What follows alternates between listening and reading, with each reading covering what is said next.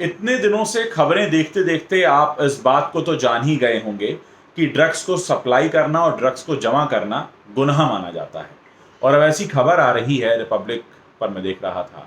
कि जया साहा जो हैं टैलेंट मैनेजर हैं, उन्हें गिरफ्तार किया जा सकता है। दूसरी तरफ एनसीबी ने क्वान के जो सीनियर मोस्ट ऑफिशियल हैं ध्रुव, उनको पूछताछ के लिए बुला लिया है। अब ऐसे में जो मैंने पिछले अपने वीडियो में बात कही कि अगर बॉलीवुड के काम करने के सही तरीकों पर शिकंजा कसना है,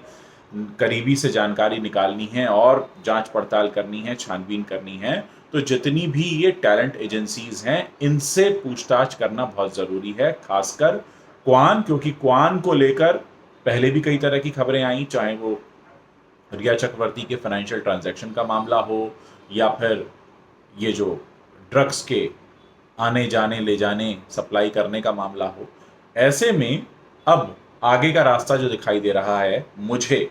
वो ये दिखाई दे रहा है कि धीरे धीरे जो जितनी टैलेंट एजेंसीज इन्वॉल्व हैं इन सारे बिगीज के साथ इनकी भी जांच पड़ताल बहुत तेज़ी के साथ की जाएगी, क्योंकि इनके काम करने का तरीका, इनके जो मैनेजर्स हैं उनके फ़ोन, उनके लैपटॉप, उनके ईमेल में बहुत कुछ ऐसा निकल सकता है जो कई बड़े नामों का और खुलासा करेगा। फिलहाल इंतज़ार इस बात का है कि क्या जया साहा को एनसीबी गिरफ्तार करती है, और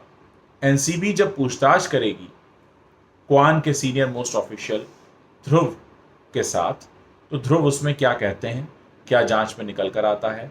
उनके अकाउंट्स को लेकर ईडी भी पूछताछ कर सकती है उनसे, इस बात की भी खबरें आ रही हैं। तो कुल मिलाकर अगर हम ये देखें, जिस तरह की शुरुआत हुई थी बॉयकॉट बॉलीवुड को लेकर और बॉलीवुड के जितने बड़े नाम सामने आ रहे थे तरह तरह से, उन पर अब धीरे धीरे शिकंजा कसता जा रहा है और बहुत जल्द कुछ ऐसी खबरें आपके सामने आएंगी जो आपको काफ़ी हैरान कर देंगी। मैंने आपको पहले भी बताया था कि जितनी भी ये टैलेंट एजेंसीज हैं ये बहुत क्लोजली काम करती हैं और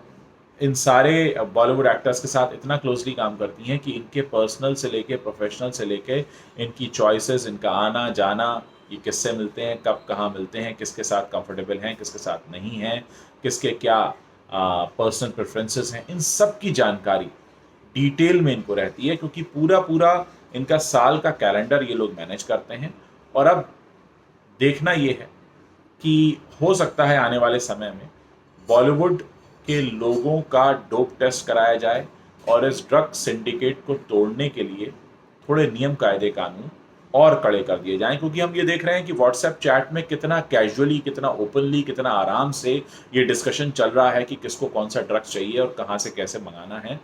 मानो ये कोई हंसी मजाक चल रहा हो, वो भी उस हाल में जबकि आप करोड़ों लोगों के रोल मॉडल हैं। यानी कहीं भी किसी तरीके की कोई जिम्मेदारी का एहसास नहीं है, इस बात को लेकर कोई सोच नहीं है कि लोग हमको फॉलो करते हैं और हम